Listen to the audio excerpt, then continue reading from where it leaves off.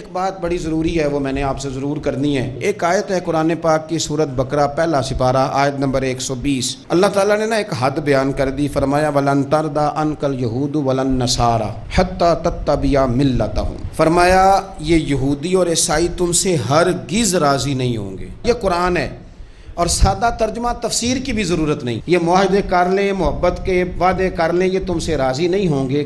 کب راضی ہوں گے؟ حتی تتبع ملتہم، یہاں تک کہ تم ان کے دین کی پیروی کرنے لگ جاؤ۔ میرا جب پہلی دفعہ پاسپورٹ بنا تو میں نے سارا پڑھا، کتابیں پڑھنے کا شوق تھا شروع سے۔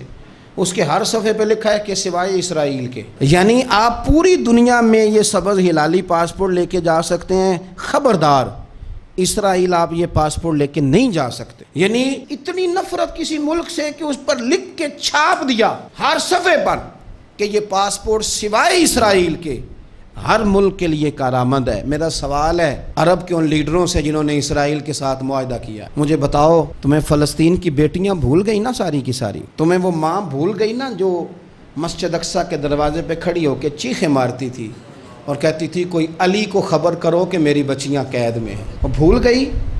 تمہیں وہ بہن بھول گئی نا جس پر شراب کی بوتل انڈیڑتے تھے اسرائیل کے فوجی؟ وہ آپ کو ابھی بھی ویڈیو مل جائے گی، وہ انڈیلتے تھے شراب کی بوتل، اسے پکڑتے تھے، دست درازی کرتے تھے، اور وہ بیٹی کہتی تھی یا رحمت للعالم۔ بھول گیا تمہیں وہ سارا کچھ؟ تم نے ایک منٹ لگایا اور تم معاہدہ کس سے کروا رہے ہو؟ امریکہ کے صدر سے؟ اتنا ظلم کیا تم نے، اتنا قاتل کے ساتھ معاہدہ؟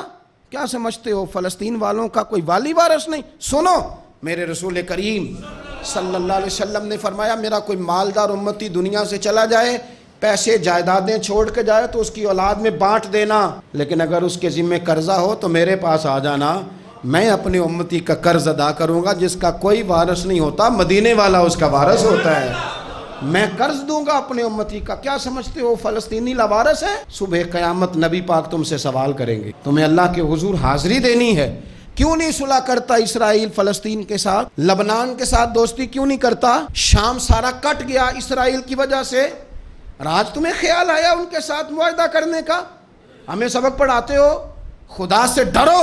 اور پھر اقبال کہتے ہیں مسلمانوں سے مایوس نہ ہونا، حکمرانوں سے زیادہ امیدیں بھی نہ لگانا۔ وہ جو چھوٹے چھوٹے لوگ نکلے تھے نا صحرا سے، بظاہر غریب تھے، بظاہر ان کے پاس مال نہیں تھا، وہ خالد بن ولید جیسے، وہ سعد بن ابی وقاص جیسے، بظاہر ان کے پاس زیادہ اسلحہ نہیں تھا۔ اقبال کہنے لگے مایوس نہ ہونا، یہ نہیں کہنا بن کچھ نہیں سکتا، فرمانے لگے رات میں نے سنا ہے فرشتے آپس میں باتیں کر رہے تھے۔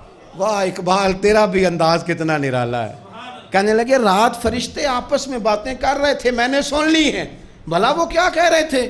یہ سارے لوگ نا خالد بن ولید، سعد بن ابی وقاص، یہ صحرا کے رہنے والے تھے، اور اس وقت کی سب سے سپر پاور روما کہلاتی تھی، الٹ پلٹ کے رکھ دی ساری رومی سلطنت۔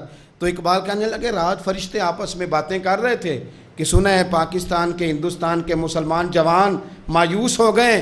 کہنے لگا نہ مایوس ہونا، نکل کے صحرا سے، جس نے روما کی سلطنت کو الٹ دیا تھا، نکل کے صحرا سے۔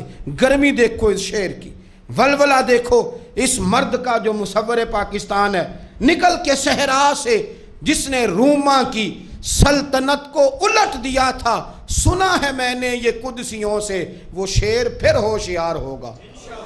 وہ کل باتیں کر رہے تھے کہ بہت سارے ان میں سے پھر جاگ گئے اور بڑی جلدی وہ بلاک بنائیں گے۔ سنا ہے میں نے یہ قدسیوں سے کہ وہ شعر پھر ہوشیار ہوگا، وہ آئے گا میدان میں، نکلے گا، اور انشاءاللہ یہی چراغ جلے گا تو روشنی ہوگی۔